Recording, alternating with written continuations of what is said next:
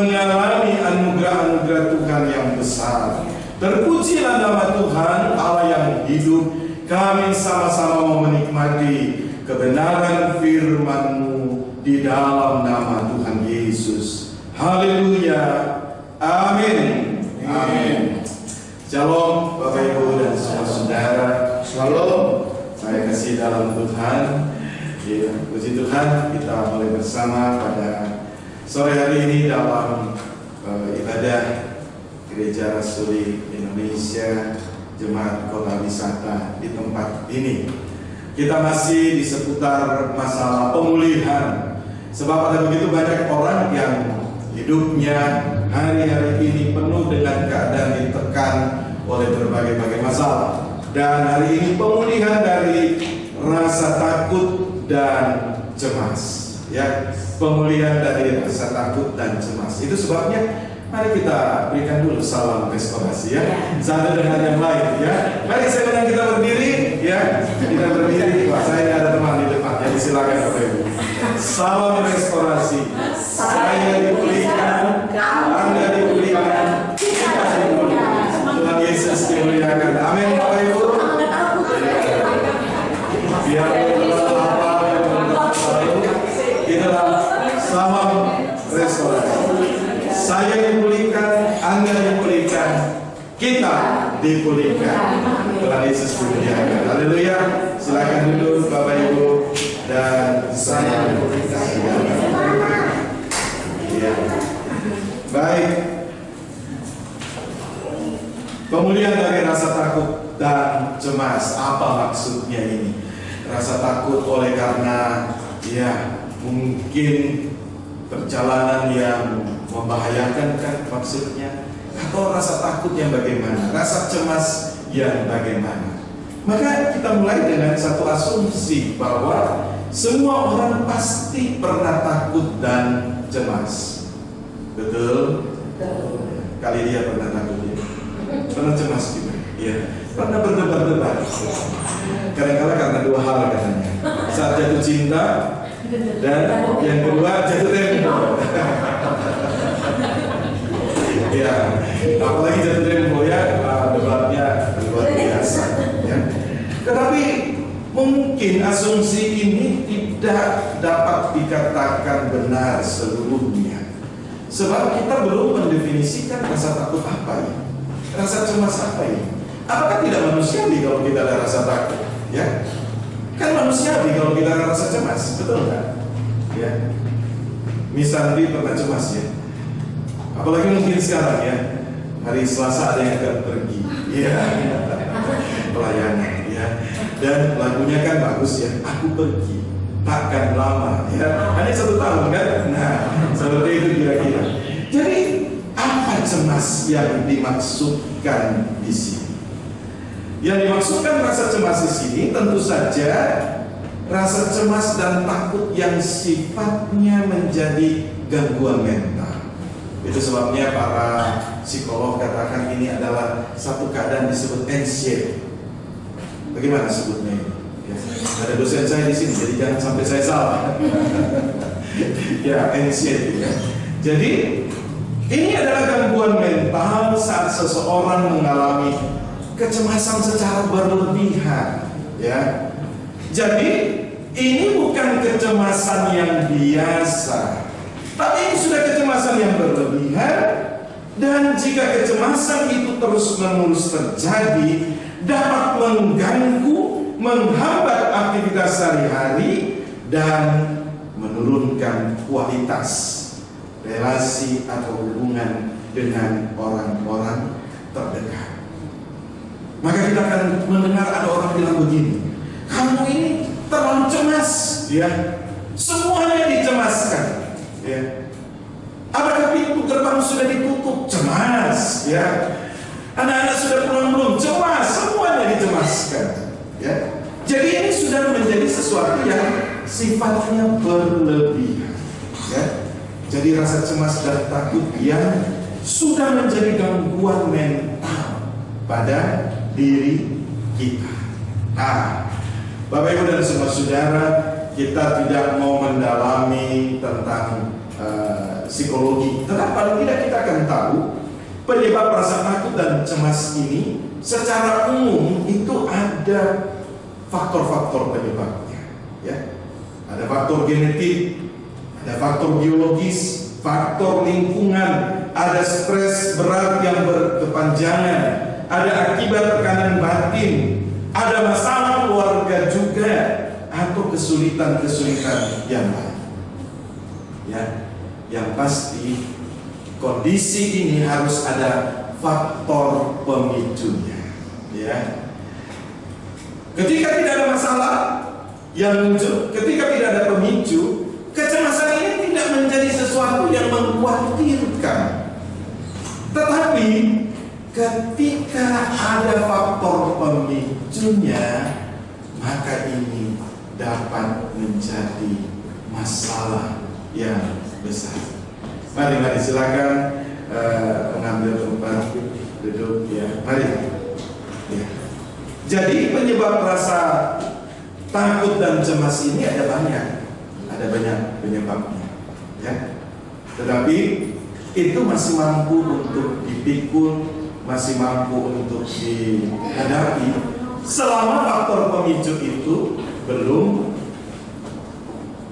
muncul di dalam kehidupan kita. Ya, setiap orang berbeda-beda. Ada yang mampu memikul beban yang berat, ada yang hanya mampu memikul beban yang sedang, bahkan ada yang hanya mampu memikul beban yang ringan. Itu sebabnya pada orang tertentu sesuatu yang masih sedang-sedang saja sudah membuat dia akhirnya mencari jalan keluar, minum baygon rasa apel batu, gitu ya. Ya. Nah saudara, tetapi dalam Alkitab ada begitu banyak juga tokoh-tokoh iman yang mengalami ketakutan. Satu contoh di sini itu Raja Daud. Ya, Raja Daud dalam kitab 1 Samuel pasal 21, ya, 1 Samuel pasal 21 ayat 12. Mari kita lihat dulu 1 Samuel pasal 21 ayatnya yang ke-12. Apa yang dituliskan di sana? Saya bacakan bagi kita. Demikian. 1 Samuel pasal 21 ayat 12. Daud memperhatikan perkataan itu dan dia menjadi takut sekali kepada Ahis, raja kota Gat itu. Mari silakan ibu masih ada. Ya, mari. Jadi kondisinya Daud ini ketakutannya bukan takut biasa-biasa. Ya. Kalau takut itu adalah sesuatu yang muncul oleh karena ada satu peristiwa, maka keadaan itu tidak dapat kita sebut sebagai anxiety tadi. Tapi ini menjadi gangguan mental bagi dia. Beberapa waktu yang lalu saya katakan bahkan Daud kadang-kala menjadi manusia vampir. Ya, kenapa? Tinggal di gua, ya siang hari nggak berani keluar karena Raja Saul kejar. Intelijennya bekerja, mata-matanya kemana-mana, prajurit diutus ke seluruh wilayah untuk menangkapnya. Jadi hanya bisa waktu malam dia keluar, cari makan, cari minum dan seterusnya. Tetapi dalam kasus ini Daud merasa takut sekali kepada Ahis, raja Gat orang Filistia. Nah, inilah yang dimaksudkan dengan harus dipulihkan dari rasa takut dan kecemasan. Sebab ada kondisi-kondisi tertentu yang akhirnya menjadi masalah yang berat. Ya.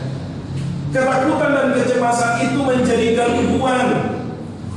Ingat nama orang itu saja bisa jadi kita langsung gemetar. Ya. Karena mungkin orang itu memiliki kepribadian yang menakutkan. Ya. Jangan-jangan itu juga dapat terjadi pada hidup kita. Ingat ayah kita mungkin jadi gemetar. Karena bisa jadi ayah kita adalah tipe ayah yang sifatnya menyakiti atau sifatnya membuat anak-anak itu ketakutan. Ya. Saya beberapa hari yang lalu menerima telepon. Ini bukan dari jemaat, ya. Tapi ini dari seorang yang melayani Tuhan. Dia katakan, anak saya menjadi ketakutan kalau melihat istrinya. Maka dia sendiri mulai merasa tidak lagi aman. Karena apa? Karena istrinya menunjukkan gejala-gejala seperti ini, menakutkan bagi dia.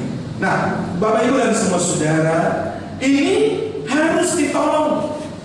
Ada yang katakan, ya kita berdoa dan berpuasa maka masalah-masalah seperti ini selesai. Betul, Allah dapat melakukan itu. Tetapi Allah juga mau menyelesaikan sampai kepada kondisi psikis dari orang tersebut.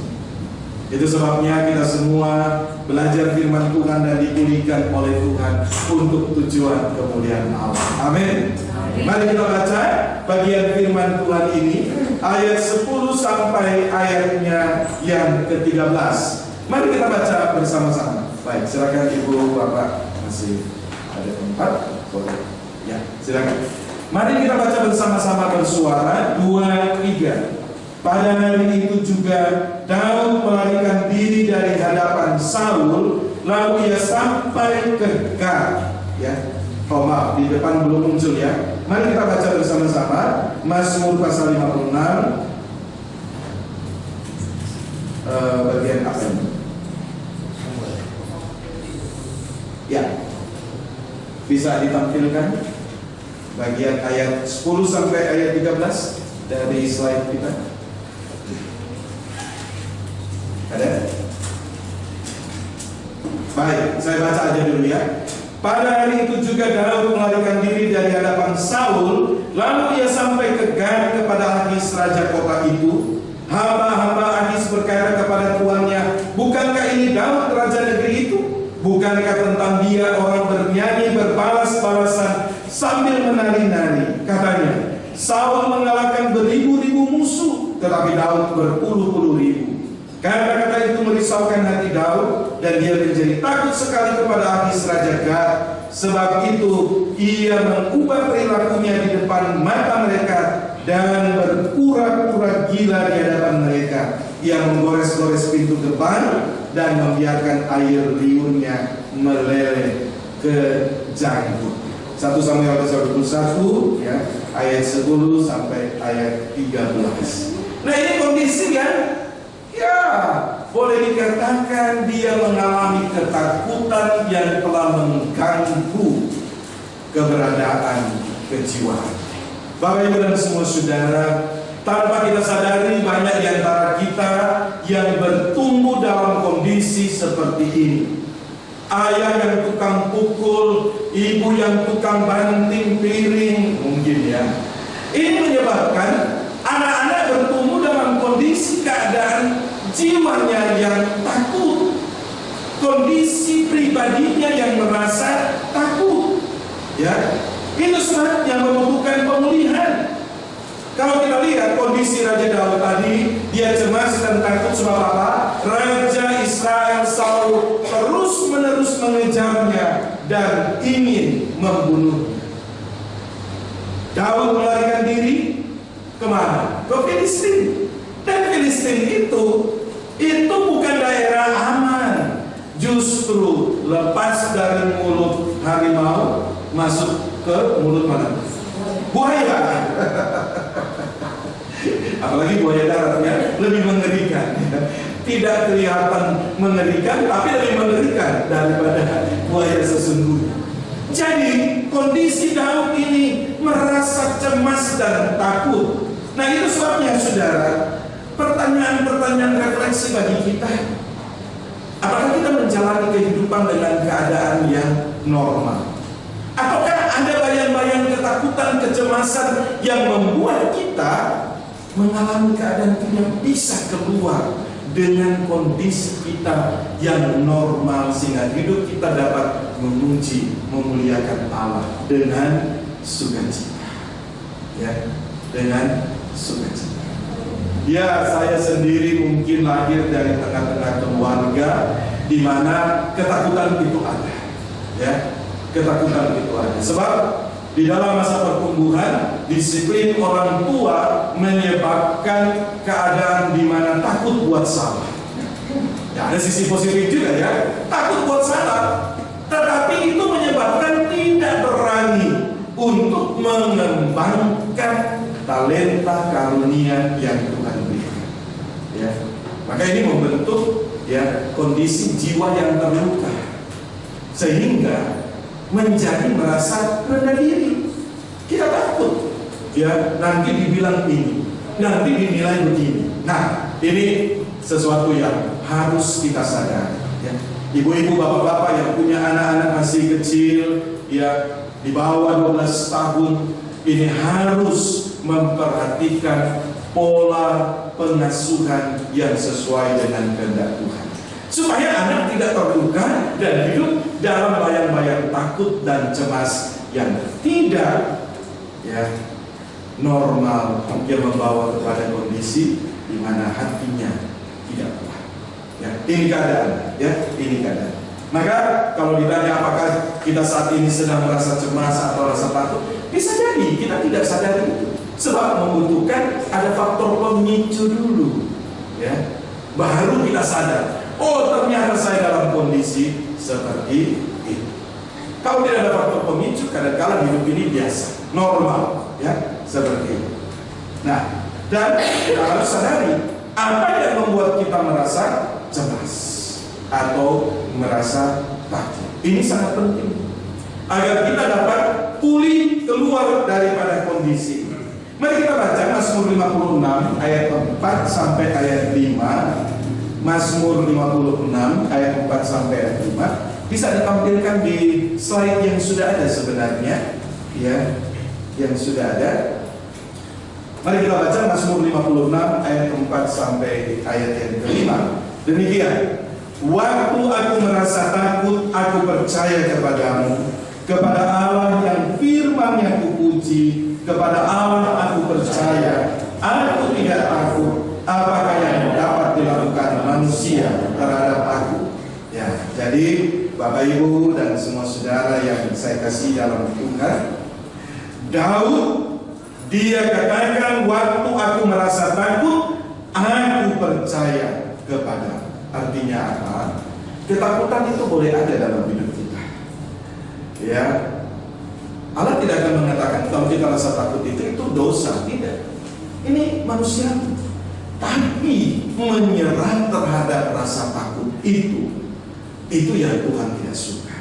Maka Daud katakan, waktu aku merasa takut, aku percaya kepada siapa? Kepada Tuhan, ya, kepada Allah. Ya, dia katakan firman yang kupuji, kepada Allah aku percaya, aku tidak takut. Ya, kalau kita mau mendalami ayat ini, maka kita akan melihat anak tangga menuju kepada iman yang sejati. Dia katakan, waktu aku merasa takut, aku percaya kepada. Tapi itu titik 2 ya. Dan dia mulai kepada Allah yang firman-Nya kupuji, kepada Allah aku percaya, aku tidak takut. Jadi fokusnya kepada Allah dimulai dari percaya dengan firman Allah. Fokus kepada Allah, baru dia bisa percaya setelah dia pegang firman Allah. Maka dia tidak takut. Sehingga dia tidak merasa kecil, sehingga dia tidak merasa terintimidasi, sehingga dia tidak merasa dibawa bayang-bayang masa lalu. Maka dia bisa berani mengatakan dalam bentuk pertanyaan retoris, ya, nggak perlu dijawab. Apakah yang dapat dilakukan manusia terhadap aku? Mengapa? Dia sudah percaya, pegang firman Allah, maka dia tidak takut. Bapak Ibu dan semua saudara, dalam kecemasan-kecemasan kehidupan kita, rasa takut yang telah menjadi satu gangguan kejiwaan, jalan keluarnya adalah ketika kita betul-betul selangkah demi selangkah sebagaimana firman Allah itu. Dimulai dengan percaya Tuhan ada. Amin. Tuhan ada. Yang kedua, dia melangkah kepada percaya kepada firman Allah itu. Ya. Kita sudah mengerti bersama ya, bahwa firman Allah itu adalah Yesus sendiri. Firman menjadi manusia. Tapi firman Allah itu telah tertulis 2 Timotius 3:16 ya. Segala firman yang diilhamkan Allah memang bermanfaat.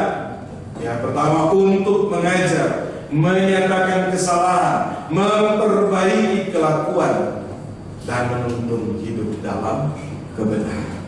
Maka kita bisa percaya firman Yesus, firman yang tertulis, firman yang berbicara menguatkan kita. Maka tidak takut. Mungkin ada yang menakut-nakuti kita. Udah tanggal berapa ini? Sudah mau jatuh tempo. Ya, itu harus bayar dan sebagainya. Saudara jangan takut. Ketika engkau percaya, Allah juga terlibat di dalam kesederhanaan imanmu sekalipun itu sangat sederhana. Percaya, ya. Banyak kali perjalanan kehidupan ini kita akhirnya bisa bercerita satu dengan yang lain bahwa sesungguhnya ketika kita angkat tangan, Tuhan turun tangan.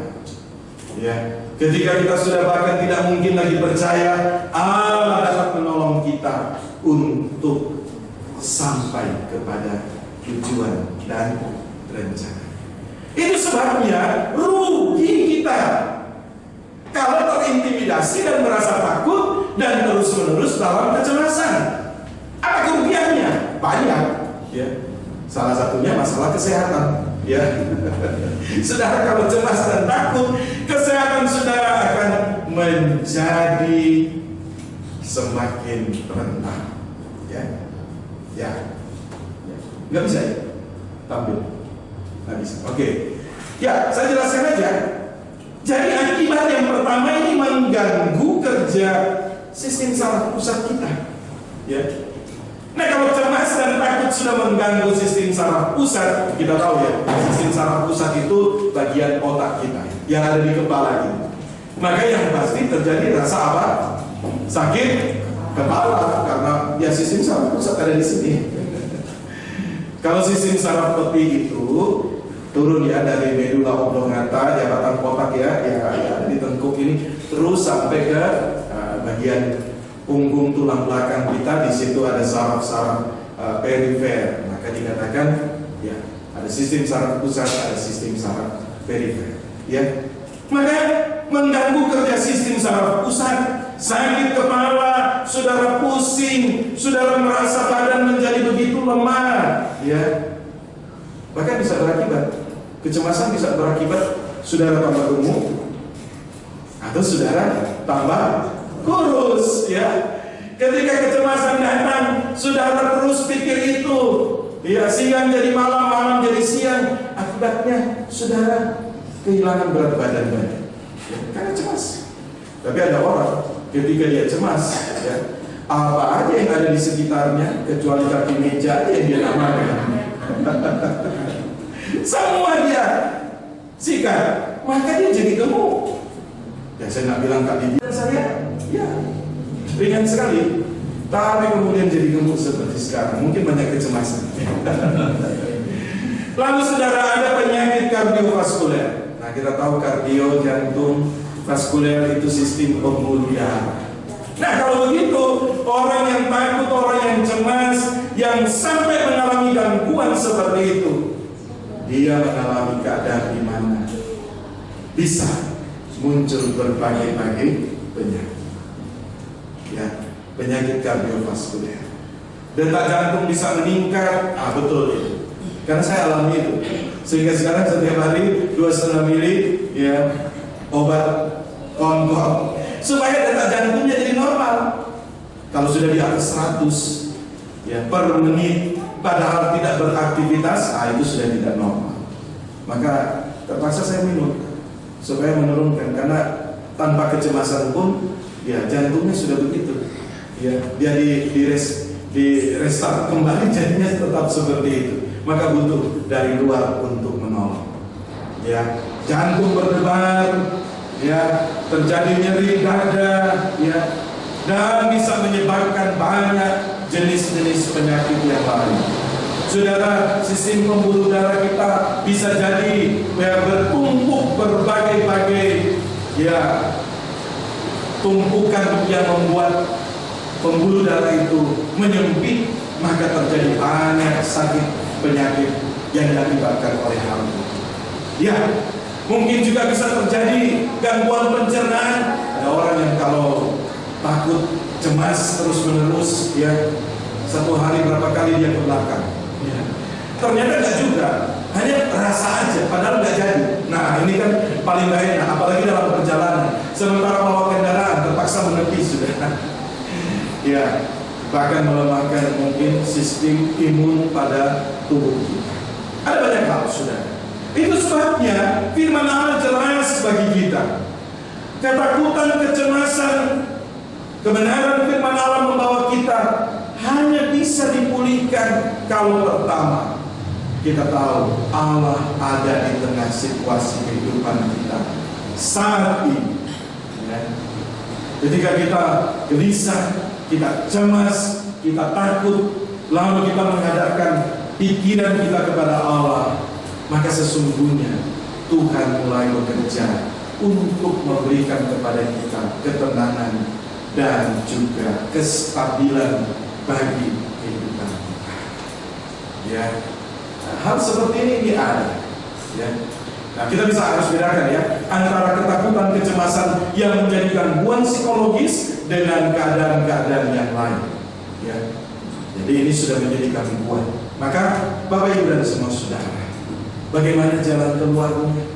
Ada orang yang dia merasa dirinya sendiri sanggup untuk keluar dari situasi ini. Tentu saja kondisi ini bisa, ya. Tetapi semampu-mampunya kita kadangkala kita membutuhkan anugerah Tuhan yang besar. Saya sampaikan tadi, ada orang baru dengan masalah sedikit yang kecil, dia sudah rasa susah. Tapi ada orang masalah yang sudah menengah, dia masih mampu pikul. Bahkan masalah yang berat sekalipun, dia mampu untuk memikulnya. Artinya apa? Artinya kita dapat menyelesaikan masalah ketakutan dan kecemasan, tapi ada kadarnya. Ada kadarnya. Ketika itu semakin besar, tanpa Tuhan, kita bisa jadi mengakhiri semuanya dengan mengatakan bahwa aku tak sanggup lagi. Seperti lagu-lagu dulu kan, aku tak sanggup lagi. Waduh, ini lagu orang putus asa. Ya.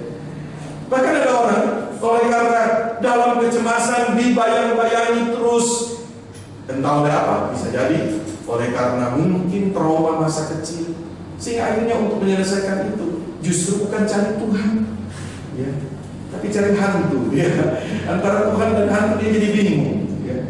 Pertama dia bisa katakan Tuhan, Tuhan, Tuhan, Tuhan, Tuhan, Tuhan. Akhirnya jadi hantu dia. Nah, saudara, Tuhan Yesus begitu baik, dia mengasihi semua orang, dia ingin membebaskan kita. Ada orang yang menyelesaikan, mungkin akhirnya ingin melupakan segala-galanya. Dia ingin mengalami kondisi yang tenang. Akhirnya dia menggunakan mungkin juga obat-obatan. Ya. Berapa banyak sekarang orang terlibat dengan narkoba? Ya. Karena dia ingin mengalami kondisi yang dia katakan ketenangan yang dia butuhkan. Sayang sekali, sesudah efeknya selesai, masalah tetap masih ada. Tidak ada jalan keluar kecuali datang kembali kepada Tuhan dan kita mengaku kondisi kita, ya, di hadapan Tuhan. Bapak Ibu dan semua saudara yang saya kasih dalam Tuhan, itu sebabnya hanya pemulihan daripada Tuhan yang bertahan sampai kepada kekekalan. Ya, bukan hanya di dunia. Kalau Tuhan sudah sembuhkan, Tuhan sudah pulihkan, itu berlanjut dalam kekekalan. Maka bagian firman Allah yang kita baca tadi memberikan kepada kita jalan keluar. Pemazmur katakan percaya kepada Allah, ya, tidak pernah menyerah kepada ketakutan dan tidak menyerah intimidasi dari manusia. Ya. Orang boleh bilang kamu pasti tidak akan berhasil, kamu pasti akan gagal. Mungkin itu menyebabkan kecemasan dan ketakutan. Percaya, kalau engkau serahkan dirimu kepada Tuhan, Allah sanggup untuk menolong kita. Katakan amin. Allah sanggup. Ya. Mungkin orang selalu katakan, pasti kamu akan terus-menerus seperti itu, seperti orang tuamu. Kamu tidak bisa keluar dari situasi itu. Ya, tapi percaya di dalam Tuhan Yesus, saudara, kita dapat bangkit, dipulihkan, dapat diselesaikan masalah demi masalah. Jangan pernah menyerah. Taruh diri kita kepada Tuhan. Belajar pegang firman Allah itu dengan sungguh-sungguh. Dan kita melihat anugerah Tuhan yang besar. Kecuali kecemasan atau ketakutan itu disebabkan oleh dosa. Ya. Jadi ada faktor ini juga. Ya. Orang cemas, orang takut bukan hanya masalah faktor psikis, faktor kejiwaan, faktor lingkungan, tapi ada faktor yang sangat penting untuk diselesaikan, itulah faktor dosa. Ya. Banyak orang hidup dalam ketakutan, banyak orang hidup dalam kecemasan karena memang dia lakukan dosa. Dia nak pakai helm, bawa sepeda motor, ya, nak bawa SIM lagi, sen kiri belok kanan, ya. Pas di depan ada polisi, wah langsung dia gas. Paulo Rossi pun kalah sama dia. Wah, dia lari kencang-kencang karena ada kesalahan yang dia buat. Pemazmur katakan dalam Mazmur 38 ayat 19, saya bacakan bagi kita. Dia, aku mengaku kesalahanku, aku cemas karena apa? Dosaku. Jadi ada kecemasan yang terus-menerus karena berbuat dosa. Ya, karena buat dosa. Nyontek satu kali, cemasnya 1 tahun. Karena kita tahu nilai itu bukan nilai yang sesungguhnya. Kita buat dosa pertama, cemasnya itu lama. Tapi sering kita buat, Roh Allah dalam hati kita berduka dan akhirnya dia tidak bicara lagi. Kita mendiamkan itu. Tapi satu saat Tuhan pasti akan berperkara dengan kita. Itu sebabnya kita harus memohon pemulihan daripada Tuhan. Jikalau itu karena faktor-faktor psikis, faktor masa lalu kita, hidup di tengah keluarga kita, orang tua kita yang betul-betul membuat kita merasa cemas, merasa takut, kita ada di bawah bayang-bayang itu, minta pemulihan daripada Allah. Kita selesaikan. Kita harus berdoa, kita temukan akar masalah penyebabnya. Ya. Maka kita terbebas. Kita terbebas. Saya sendiri merasa akhirnya saya bisa terbebas dari kondisi keadaan seperti itu. Ya. Masa kecil saya melihat ya kondisi keadaan di rumah, kerasnya didikan orang tua, ya. Akhirnya mungkin saya wariskan juga kepada anak saya, ya. Jadi mereka apa-apa tidak boleh ini, tidak boleh itu, tapi tidak seperti ayah, ya, yang lebih keras. Ya. Tapi sekarang ayahnya mulai terbebas dari kondisi. Tapi kalau itu karena dosa, pemulihan itu bukan hanya dengan cara saja. Kita harus datang kepada Tuhan, sebagaimana pemazmur katakan, aku mengaku kesalahanku, aku cemas karena dosa.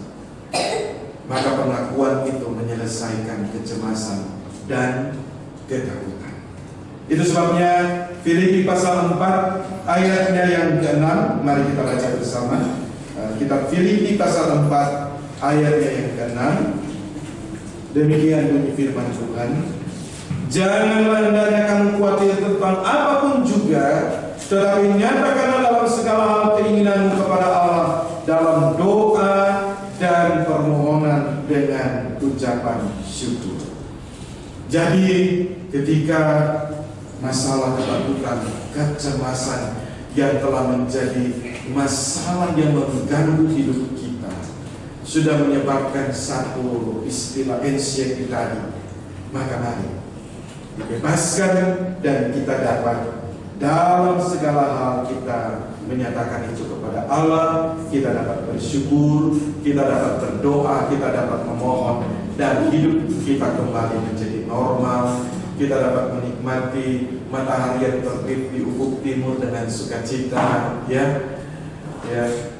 Karena ada orang lain, matahari terbit, dia bukannya bersukacita dan bersyukur, tapi langsung dia merasa fatigue, ya.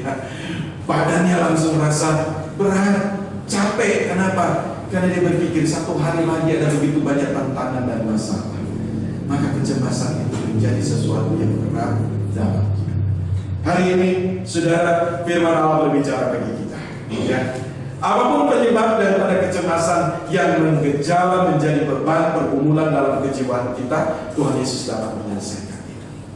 Dosa-dosa masa lalu, ataukah pengalaman masa lalu, di mana mungkin kita dididik dengan cara yang tidak baik, kita mempunyai ketakutan pengalaman itu, hari ini Tuhan Yesus juga dapat menolong kita, sehingga kita dapat menjalin hubungan relasi yang baik satu dengan yang lain, ya. Dan kita dari waktu ke waktu bertumbuh dalam kasih karunia Tuhan. Kalau tidak, kita akan terus saling menyakiti di tengah keluarga kita. Kita juga dapat menyakiti orang lain sebab kita belum dipulihkan, belum disembuhkan, belum mengalami kelepasan daripada keadaan tersebut. Tuhan Yesus sanggup menolong kita. Tuhan Yesus sanggup. Kita taruh segala beban-beban kehidupan kita, ya. Kita taruh segala kondisi yang berat yang kita rasakan, kita bawa kepada Tuhan, dan kita alami anugerah Tuhan yang besar. Haleluya, amin. Tundukkan kepala, kita berdoa. Tuhan, terima kasih karena kebaikan-Mu, kasih-Mu bagi kami semua dapat mengalami anugerah